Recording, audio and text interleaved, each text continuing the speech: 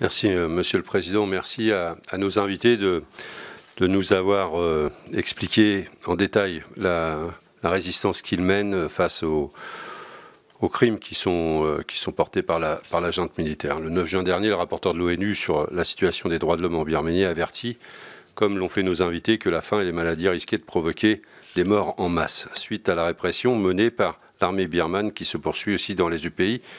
Ainsi, après avoir organisé un nettoyage ethnique, il n'y a pas d'autre mot selon les Nations Unies, à l'encontre de la minorité rohingya, la junte continue dans sa folie meurtrière. Et je partage, et je ne développerai pas, mais ce qu'ont dit nos collègues sur l'avenir de cette population, en espérant que, justement, revenus au pouvoir, vous puissiez tenir compte de la situation et faire changer les choses. Depuis février 2021, l'armée birmane a massacré plusieurs centaines de manifestants qui s'opposent au coup d'État et qui se battent pour le retour à la démocratie. Comme ce fut le cas pour les Rohingyas, la communauté internationale, nous le pensons, au groupe de GDR, n'est pas à la hauteur des enjeux. L'asymétrie entre les sanctions birmanes et biélorusses, par exemple, est d'ailleurs criante. L'Union européenne a mis en place de lourdes sanctions ciblant l'intégralité des secteurs clés de l'économie biélorusse, mais également des sanctions étendues au secteur financier et certaines interdictions de vente de produits financiers.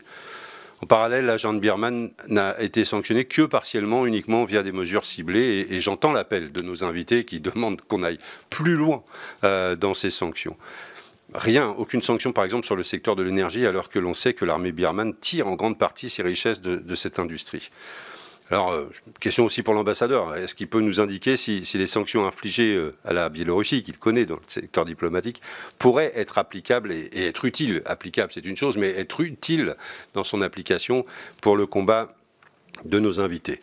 Pourrions-nous aller plus loin? Alors, on a beaucoup parlé d'une entreprise française, et donc moi je ne peux pas parler comme ça d'une entreprise française comme de n'importe quelle autre entreprise. Comment faire en sorte que notre entreprise, et Total a été cité, ne soit pas complice de crimes par le financement de la junte. Total, dans la commission des affaires étrangères et sur la question de Birmanie, a déjà été convoqué. Je crois que c'était le PDG de Marjorie a été convoqué ici au mois d'octobre 2007, de mémoire. Devant nous, devant la commission des affaires étrangères, où il fallait qu'ils rendent compte du travail forcé qui pouvait être utilisé par Total. À l'époque, il y avait un dossier sur ce sujet-là, et la commission a osé convoquer le PDG de Total pour s'expliquer sur cette situation. Et donc, est-ce qu'aujourd'hui, pour clarifier la situation, puisqu'il y a des... Voilà, on entend des attentes et on n'a pas l'impression qu'elles sont mises en œuvre.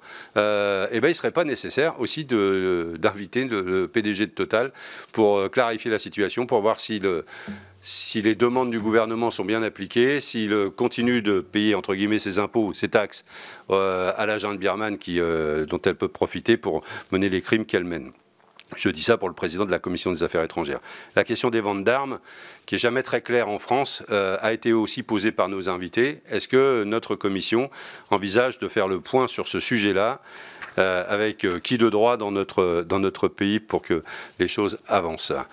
Ensuite, je voudrais, puisqu'on a parlé aussi de démocratie et de soutien, de reconnaissance du gouvernement d'unité nationale de Birmanie, j'entends le président de la Commission des affaires étrangères, j'entends la représentante du groupe majoritaire, j'entends les représentants des autres groupes dire, à titre personnel, ils sont d'accord pour la reconnaissance du gouvernement d'unité nationale. Dans une démocratie, quand la plupart des personnes et la plupart des députés sont, à titre personnel, convaincus qu'il faut reconnaître un État, normalement, si les choses se passent normalement, à titre personnel multiplié par 577, ça fait une décision démocratique applicable par l'exécutif. Et donc, je pense que nous pourrions aller plus loin que de le dire, c'est le faire et interpeller et voter en commission des affaires étrangères la reconnaissance pour notre commission du gouvernement d'unité nationale de Birmanie par la France et inviter le gouvernement, inviter l'exécutif à mettre en œuvre cette reconnaissance. Et ça pourrait, puisque Anne Genté avait fait une résolution dans ce domaine, que cette résolution soit présentée au Parlement et qu'elle fasse l'objet d'un vote qui ensuite devrait être mis en œuvre par l'exécutif. Je pense qu'à un moment donné, ce serait aussi démontrer à nos invités que nous sommes dans une démocratie, faute de quoi ils pourraient se dire que tout compte fait, c'est peut-être pas ça ce qui se passe en France. Voilà. merci en tout cas de leur courage, de leur engagement, de leur résistance.